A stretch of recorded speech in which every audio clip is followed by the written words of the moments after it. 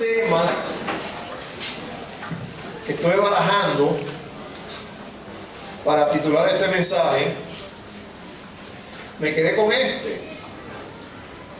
Le puse por tema a este mensaje que voy a predicar así sencillamente: orando y con el mazo dando. Pasaron muchas ideas por mi mente, muchas ideas, pero esta fue la que se me quedó ahí. Orando y con el mazo dando. Yo espero que los que están enamorados no lo tomen por la tangente. Miren, los libros de Esdras, Nehemías y Esther están íntimamente relacionados y tratan del mismo periodo. Y los acontecimientos principales de estos libros, o sea, de Esther, Nehemías y Esdras, que son libros de una misma época, donde se vio una misma circunstancia, los acontecimientos principales son: primero, vamos a ver el regreso de los desterrados bajo Zorobabel. Eso fue en el año 536. O sea, el primer grupo que regresó del cautiverio regresó bajo la dirección de Zorobabel. El segundo acontecimiento fue la reconstrucción del templo que se inició en el mismo año 536. Y tercer acontecimiento fue el ministerio de Ageo y Zacarías. ¿Cuántos han leído los libros de Ageo y Zacarías? Están en la Biblia, hermanos, son libros pequeños, pero están ahí, hay que leerlos. Los libros de Ageo y Zacarías, en el año 520 más o menos, fueron la época de esos profetas. Número 4, la dedicación del templo, el año 515, claro, antes de Cristo todo. Acontecimiento número 5, fueron los relatos del libro de Esther, entre los años 478 al 473. El número 6 fue la visita de Esdras a Jerusalén en el año 458 antes de Cristo.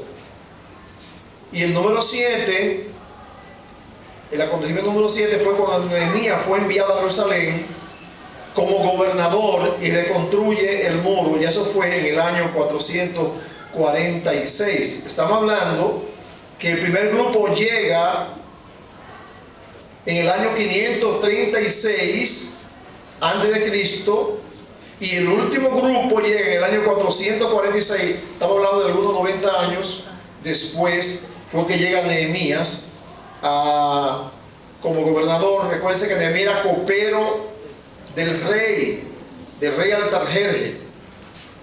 El copero tenía un privilegio y también tenía un compromiso muy grande, porque el copero tenía que probar el vino antes de servirlo al rey. Si el vino estaba envenenado, el primero que se moría era el único que se moría era el copero. Imagínense. Aleluya. Mire, el libro de Nehemías gira alrededor de una persona que sacrificó una vida de comodidad, una vida en la corte del rey, una vida con todos los lujos habidos y por haber, para ir a trabajar en la reconstrucción de los muros de la ciudad allá en Judá, bajo toda la circunstancia que se estaban viviendo. O sea, no era cómodo dejar el palacio para irse a una nación que hacía 70 años había sido destruida y sus muros quemados, a comenzar a reconstruir muros bajo un ambiente de hostilidad. Pero Nehemías dejó todo eso con el fin de cumplir el propósito de Dios. Gloria a Dios. Este libro describe a un hombre que combinó dos elementos fundamentales, que fueron la espiritualidad y el trabajo. Amén. Oiga bien, en la vida de Nehemías se conjugan la espiritualidad y el trabajo. Por eso el tema del mensaje, orando y con el mazo dando. O sea, Nehemías no solamente oraba allá en Susa, capital del reino, por la situación de Jerusalén. Hay momentos cuando la oración es fundamental. Por ejemplo, nosotros no podemos hacer nada por la India que no sea enviar otras ofrendas para que los misioneros cumplan con su visión. ¿Tú te imaginas que nosotros llegamos a conozcan a Cristo? Él va a agradecer las oraciones, pero va a agradecer las ofrendas que nosotros enviemos para que la obra sea posible. Aleluya. Amén. Entonces, se deben combinar dos elementos en la vida del creyente: la espiritualidad por un lado y el trabajo, la acción por el otro lado. Aleluya. Miren, la lección principal que Nehemías nos enseña a través de su vida es que la oración combinada con la perseverancia vence todos los obstáculos. Amén. Escuche, la oración y la perseverancia vencen los obstáculos habidos y por haber. Amén.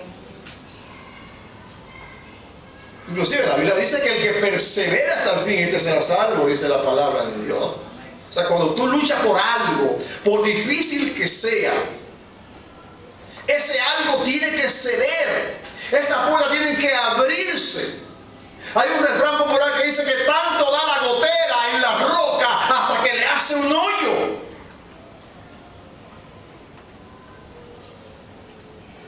La Biblia relata la historia de una viuda y de un juez injusto. Y esta viuda iba cotidianamente donde este juez buscando justicia.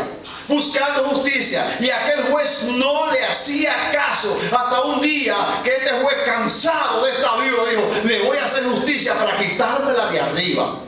Y era un juez injusto. Lo que significa que la perseverancia en las cosas buenas produce buenos y excelentes frutos. Aleluya. Miren, en el capítulo 4 del libro de Nehemías, que es lo que nos corresponde ahora, vamos a ver tres elementos fundamentales. Os voy a tratar. El primero es la intimidación. Nunca vas a lograr un sueño sin que antes sea intimidado. Yo no sé, como que la intimidación es parte del paquete, es parte del asunto. Yo estoy seguro que cuando Edward salió de Barahona para Santo Domingo, alguien le dijo: mira, si te vas para Santo Domingo sin dinero, sin recursos, sin trabajo, no vas a llegar a ningún lado. Y si le hubiese hecho caso a la intimidación, hoy, en vez de ser un médico, también fuera un obrero cortando caña en Barahona. O motoconcho. La intimidación. El enemigo siempre busca la manera de robarte la bendición, de robarte la visión, de robarte la idea, de robarte el sueño. Y aquí vemos cómo dos elementos más un grupo de personas trataron de tumbarle la moral al pueblo. Dice la palabra en el capítulo 4 que cuando oyó Sanballat que nosotros edificábamos el muro, dice, se enojó y se enfureció en gran manera e hizo escarnio de los judíos. Y habló delante de su hermano y del ejército de Samaria y dijo: ¿qué hacen estos débiles judíos? ¿Sabe cómo le llamó Sanballat a los hermanos judíos que estaban reedificando los muros de la ciudad? ¿Sabe cómo le llamó? Débiles. ¿Qué hacen estos débiles judíos? Lo trató como débiles, como escoria, como basura, como nada. Hermano, cuando tú estás haciendo una gran obra, no atiendas las insinuaciones o las palabras intimidantes. Tú tienes que levantarte y creer saber que Dios está contigo, y aunque parezca imposible lo que está haciendo, el Dios que te mandó te va a dar la victoria por encima de quien sea. Gloria a Dios.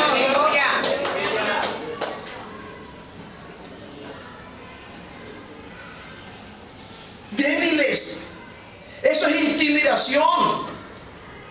Hay gente que te dice: tú no vas para ningún lado, tú no vas a llegar a ninguna parte, tú eres un infeliz, o usted no tiene recursos, porque hay personas que creen que la victoria en la vida se logra por la multitud de recursos que se tenga. No, señor, la victoria no se logra por la multitud de recursos. Se logra, número uno, porque Dios está con nosotros. Número dos, porque las ideas son más importantes que el dinero.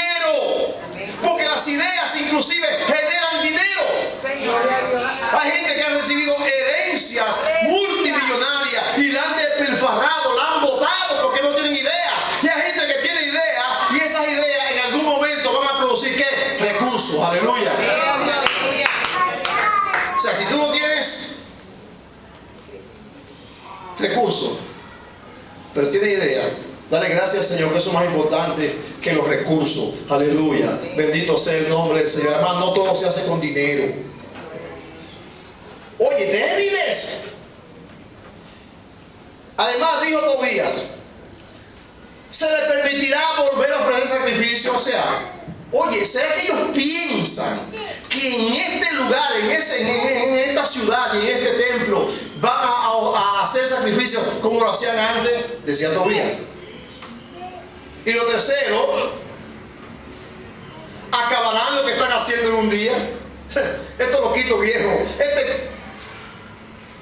estos pobrecitos judíos van a acabar esta obra en un día. Y también dijo: resucitarán los montones de polvo, las piedras que fueron quemadas. Aleluya. Y lo que a mí me llama la atención está aquí en el versículo 4. Oiga lo que dijo Tobías. Oye, oh Dios, oh Dios nuestro, que somos objeto de su menosprecio, y vuelve el baldón de ellos sobre su cabeza, y entrégalos por despojo en la tierra de su cautiverio. Quien está hablando ahí no es Nehemías, es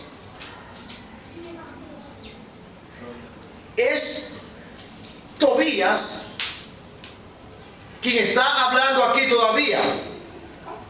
Oiga bien, Tobías está diciendo, está orando. Y usted dirá: pero ¿cómo que Tobías está orando? ¿Dónde era Tobías? No era israelita, era de Amón, era amonita.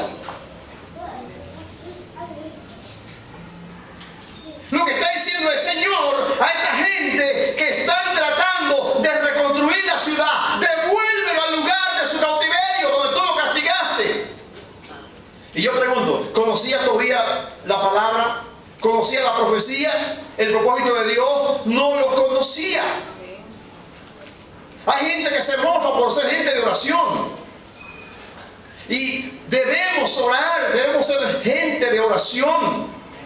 Pero no vale ser gente de oración si no conocemos los propósitos de Dios. Hay gente que se espera orando, pero son desobedientes. Hay gente que ora más que nadie, pero no conocen los propósitos que Dios tiene para esta época, para este tiempo, para con su pueblo, para con su iglesia. Y esa oración no sirve de nada. Gloria a Dios. Cuenta un pastor que murió, él iba en un avión, y al lado de él iba una persona, y él le brindó algo, y la persona le dijo: no, yo no puedo comer porque estoy en ayuno. Y el pastor le dijo: oh, ¿usted es cristiano? Dice: no, yo no soy cristiano, yo soy de la iglesia satánica y estoy ayunando y orando en contra de la iglesia del Señor, en contra de los evangélicos. Oiga, la iglesia, los satánicos oran, ayunan. Es más, cuando viene de ayuda y oran más que nosotros. ¿Y qué de los árabes que van 2 veces a la mezquita a orar? Esa gente, creo que a las 5 de la tarde van a orar y usted ve, bueno, lo he visto en películas, en fotos, ellos dejan todos los zapatos afuera y se van a orar, entran a la mezquita a orar sin zapatos. Esa gente ora tal vez más que nosotros. Los árabes oran todo un mes, oran el llamado mes del Ramadán y ayunan todo un mes. Y yo quisiera ver aquí el que me diga que ora todo un mes o ayuna todo un mes. Lo que quiero decir con esto es que la oración no tiene eficacia, no tiene validez si no se hace dentro del propósito de Dios, si no se hace en obediencia, si no se hace bajo el conocimiento de la palabra de Dios. Tobías estaba orando, hace un clamor, y oiga lo que estaba haciendo, una oración contraria.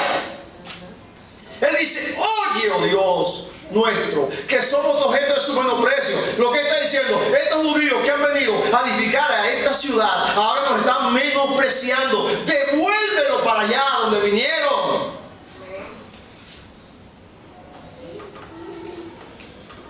Aleluya. Y es posible que gente de oración camine a espalda a lo que Dios quiere hacer, claro. La oración sin dirección es una desgracia. Conocemos un elemento en el Antiguo Testamento que era como una especie de mezcla entre adivino y yo no sé ni cómo llamarlo, entre agorero, que se llamaba Balaam. Balaam veía las visiones de Dios, dice la Biblia, pero no conocía a Dios. Y cuando alguien fue y le ofreció dinero para maldecir al pueblo, Balaam estuvo en la disposición de maldecir al pueblo de Dios. Entonces, ¿cómo es posible que yo oro a un Dios y recibo las visiones de un Dios y entonces maldigo al pueblo de ese Dios?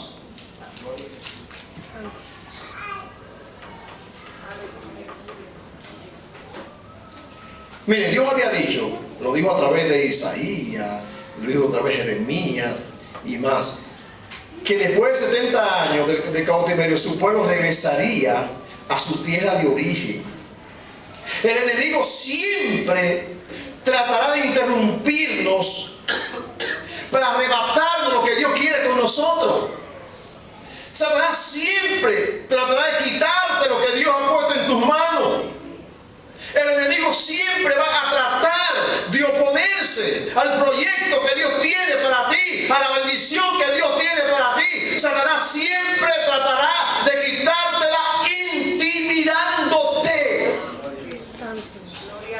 Tú no sirves para nada, tú no vas a llegar. ¿Por qué te metes a eso? Aleluya.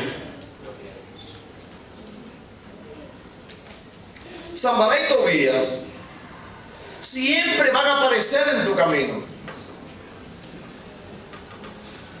Sanballat y Tobías son dos elementos que siempre estarán en la disponibilidad de arrebatarte lo que Dios tiene para ti.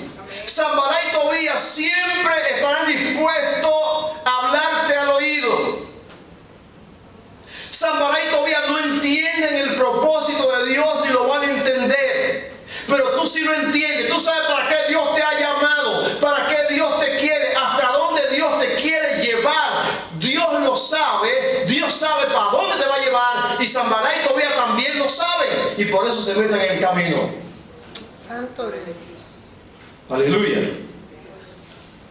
Hay gente que si tú vas a comprar una casa te dicen: no te metas en eso porque te va a llevar el diablo.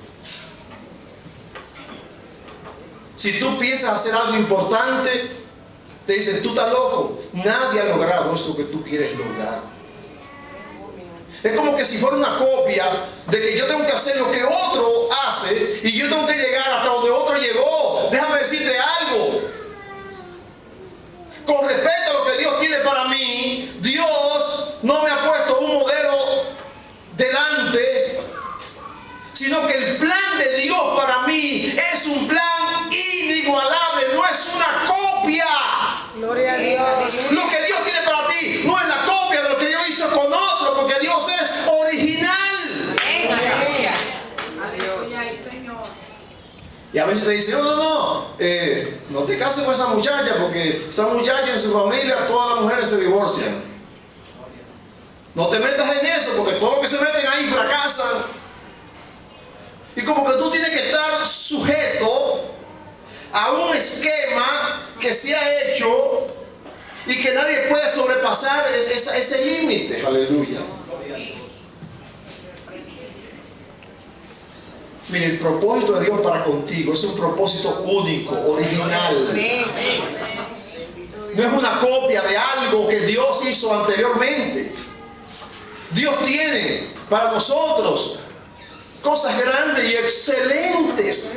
Oiga, no hemos llegado todavía donde Dios quiere que lleguemos. No hemos llegado todavía. Estamos de camino, pero no hemos llegado todavía. Tenemos que seguir para adelante, poniendo piedra sobre piedra hasta reconstruir los muros y reconstruir el templo y hacer las cosas que Dios nos ha mandado. No hemos llegado todavía. Tenemos que marchar, marchar, marchar. Aleluya. Sin mirar el modelo de nadie. Aleluya. Es como que tú llegas a ser médico general y ya, hasta ahí llegaste ya. Porque por ahí te digo a eso. No, señor, usted tiene que llegar hasta el tope. Aleluya. No hay tope, hermanos, siquiera en esto. Aleluya. ¿Sabe quiénes ponen los topes? Nosotros mismos. Y la sociedad a veces, los modelos de la sociedad, los modelos sociales y culturales son los que nos amarran y nos dicen, hasta ahí tú digas, no puedes pasar de ahí, porque si pasas de ahí, ya pues estás mal. Aleluya. Entonces Sanballat y Tobías representan el tipo de elemento que no quiere verte en bendición, que no quiere verte en victoria, que no quiere que tú levantes la cabeza. Sanballat lo que quiere es verte hundido, mirando para abajo. Y nunca mires para abajo, no importa lo que esté pasando, mira siempre para arriba, que arriba que está la bendición del Señor. Aleluya.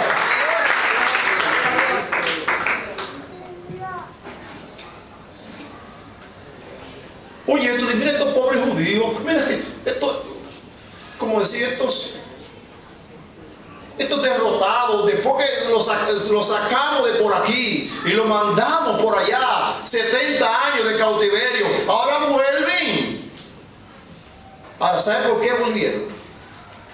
Se fueron dentro del propósito de Dios, porque el cautiverio estuvo dentro del propósito de Dios por la desobediencia de los judíos, porque cuando nosotros nos desviamos del proyecto de Dios, entonces Dios nos da fuertecito, ustedes saben, y lo da duro. Pero cuando Dios dice, ya se terminó tu cautiverio, agarra tu maleta, que se acabó tu cautiverio, agarra tus maletas, porque aún las pruebas, aún los momentos difíciles tienen una época. Oye, los procesos que Dios nos permite no son para matarnos. Los procesos que Dios nos permite es para que crezcamos hasta alcanzar la estatura de Jesucristo. Aleluya. No es para que te mueras. Si Dios quisiera matarte, te mata y te lleva y va a su presencia, y gloria a Dios. Y te cantamos allí, no habrá tribulación y punto. Pero los procesos que Dios nos permite no son para arruinarnos, ni son para avergonzarnos, ni son para matarnos, sino que son para que conozcamos que nuestro Dios es un Dios todopoderoso, y para que entendamos que Él nos mete en el proceso, pero Él